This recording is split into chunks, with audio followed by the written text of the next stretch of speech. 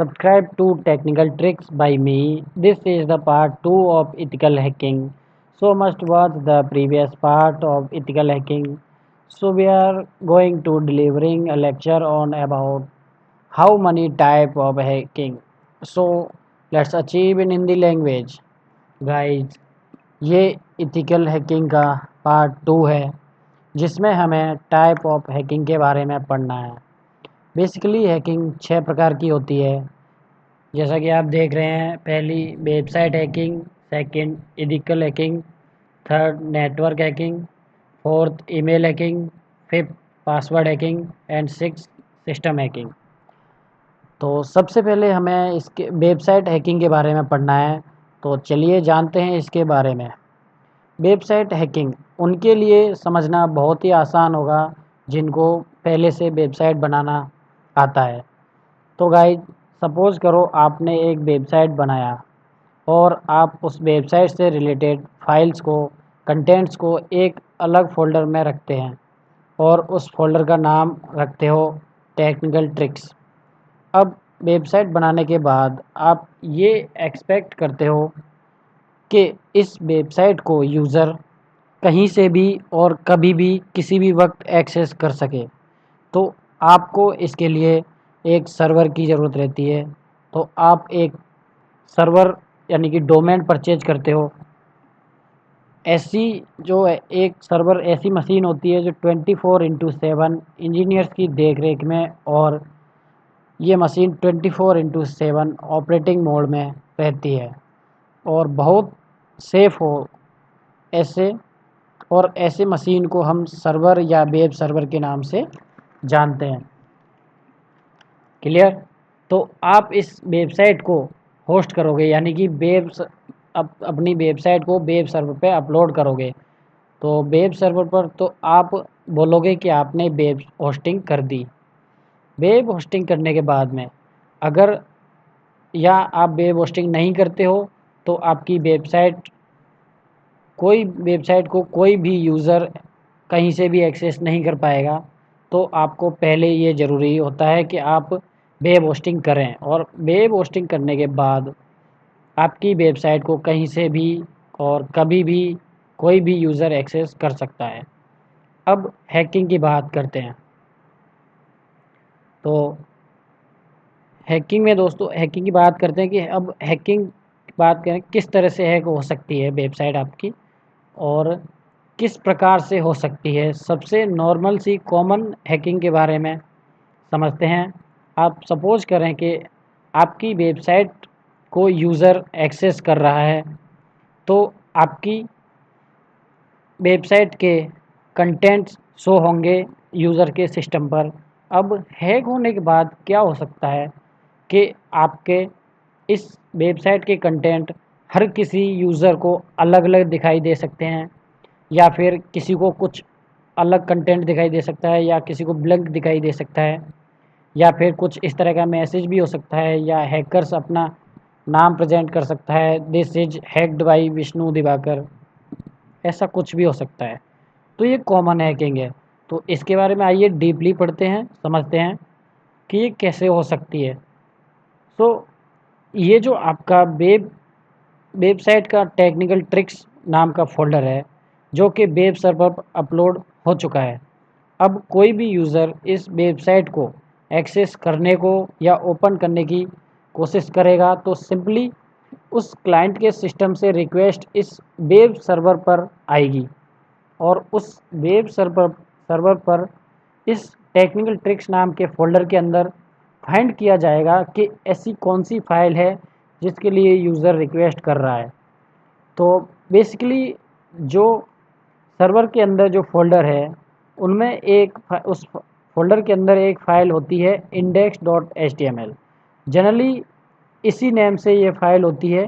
इसे हम वेबसाइट की मेन फ़ाइल या मेन कंटेंट फ़ाइल भी कह सकते हैं।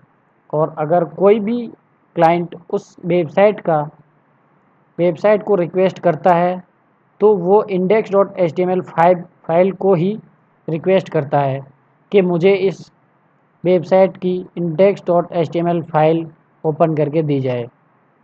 और इसी के अंदर आपकी वेबसाइट के सारे कंटेंट्स होते हैं।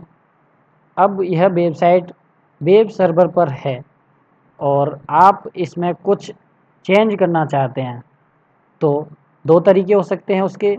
या तो आप खुद चेंज कर सकते हैं क्योंकि आपकी वेबसाइट है, आपकी ओन वेबसाइट है कोड के अंदर, या आप इसे हैक करके, कोई और इसे हैक करके चेंज कर सकता है इसके कंटेंट्स को, इसके सारे कोड्स को एक्सेस करें। तो आपने देखा सब कुछ index.html में है, और क्लाइंट रिक्वेस्ट भी करता है तो इसी फाइल के लिए करता है। आप चाहते हो या कोई हैकर चाहता है कंटेंट को चेंज करना, तो ये आप कैसे कर सकते हो या हैकर कैसे कर सकता है। तो आपको पता है कि ये वेबसाइट वेब सर्वर पर है, जैसा कि हमने देखा है पहले। तो आप वेबसाइट को हैक करके चेंज कर सकते हो, पर ये तो बहुत बड़ी बात है कि वेब सर्वर को आप हैक नहीं कर सकते। वही इथिकल हैकर ऐसा कर सकता है जो सिक्योरिटी सिस्टम की अच्छी तरह से जानता हो और बहुत सारी स्क्रिप्टिंग लैंग्वेज उसको उसकी कमांड अच्छी हो। तो ये हम हमारे आने वाले चैप्टर्स में पढ़ेंगे। अब अभी आप बिगनर्स हैं तो आप इसे कैसे करेंगे। आप चाहते हो कि इस वेबसाइट का index.html पेज यूज़र एक्सेस करे तो कंटेंट्स चेंज हो या अलग अलग यूज़र्स को अलग अलग दिखाई दे, तो आप इसे कैसे करेंगे। वेबसाइट को आप किसी पर्टिकुलर क्लाइंट के लिए हैक कर सकते हो। मीन्स आपको पता है कि इस क्लाइंट के सिस्टम से index.html फाइल के लिए रिक्वेस्ट की जा रही है, तो आप उस क्लाइंट के सिस्टम को ही हैक कर सकते हो। मीन्स क्लाइंट के सिस्टम पर ही आप अपने कोड को इंजेक्ट करके आप इसे हैक कर सकते हो। मीन्स चेंज कर सकते हो, यूज़र्स को कंटेंट चेंज दिखा सकते हो।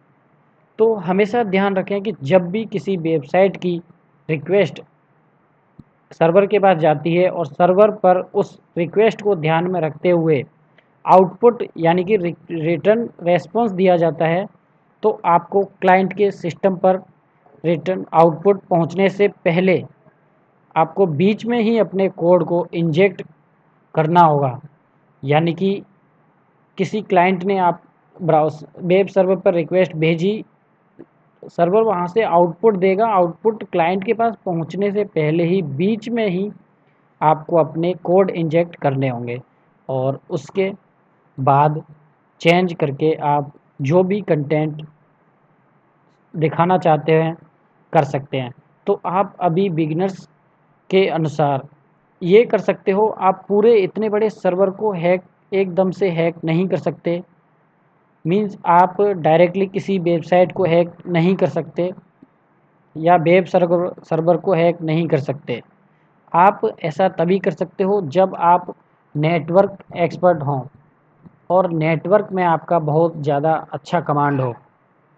अब मैंने नेटवर्क की बात की क्योंकि आप अगर वेबसाइट बनाना जानते हैं तो आपको पता होगा कि हर वेबसाइट का एक यूनिक आईपी एड्रेस होता है, और वेब सर्वर हमेशा हमेशा क्लाइंट से कनेक्ट होता है आईपी एड्रेस के द्वारा, ना कि सिस्टम के द्वारा। आईपी एड्रेस पर ही रिक्वेस्ट रिटर्न करता है, आउटपुट रिटर्न करता है, ना कि किसी सिस्टम पर। तो इसको हम आने वाले चैप्टर्स में पढ़ेंगे डीपली।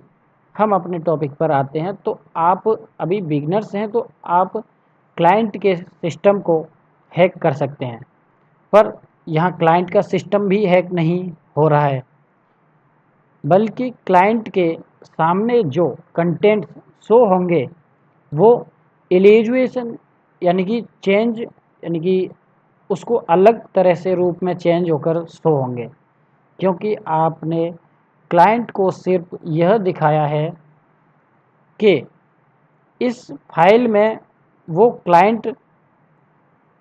कंटेंट नहीं है, ये वाले हैं। यानी कि जो कंटेंट HTML फाइल में मेन जो कंटेंट थे वो नहीं है, जो आपने कंटेंट दिखाना चाहें वो हैं।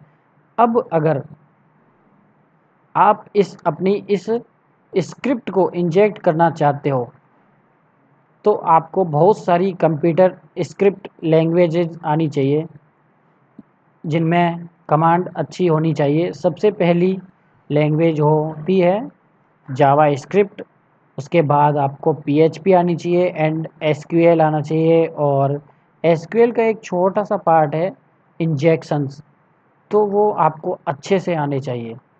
तो गाइज हम लोग इसके लैब और प्रैक्टिकल्स हमारे आने वाले चैप्टर्स में या वीडियोस में करेंगे।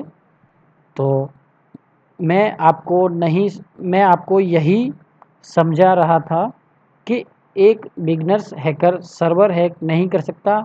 तो आपको यहाँ कोई और ना ही आपने यहाँ कोई वेबसाइट हैक की है, आपने सिर्फ अपने कोड को इंजेक्ट करके क्लाइंट के सिस्टम पर अपने हैकिंग के मेथड के अनुसार ये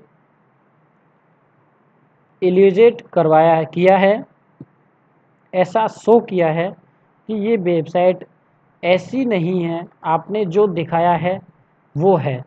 यानी कि जो ओरिजिनल वेबसाइट के कंटेंट्स हैं उसको आपने चेंज करके आपके अकॉर्डिंग जो कंटेंट्स दिखाया है, इस तरह की वेबसाइट यूज़र को लगेगी। इसका मतलब ये नहीं कि आपने पूरे वेबसाइट को हैक कर लिया, नहीं, आपने सिर्फ आउटपुट को चेंज करके क्लाइंट को शो किया है। तो गाइज इस तरह से आप वेबसाइट को हैक करना हम आने वाले चैप्टर्स में सीखेंगे भी। इस तरह का आपने अगर प्रोसेस किया है तो आपने सिर्फ जो क्लाइंट के द्वारा रिक्वेस्ट भेजी और वेब सर्वर के द्वारा जो उसको आउटपुट दिया गया, उस आउटपुट को आपने चेंज करके क्लाइंट को शो करवाया है। तो ये था गाइस, ये था हमारा एथिकल हैकिंग का पार्ट 2, जिसमें हमने वेबसाइट कैसे हैक की जाती है इसके बारे में जाना। तो अगर आपको वीडियो अच्छा लगा तो हमारे चैनल को सब्सक्राइब करें, और सब्सक्राइब करने के बाद बेल बटन पर क्लिक करना ना भूलें, ताकि आपको हमारे अपडेट्स मिलते रहें। तो चलिए मिलते हैं नेक्स्ट वीडियो में कुछ नए टॉपिक्स के साथ में। Thanks for watching video guys.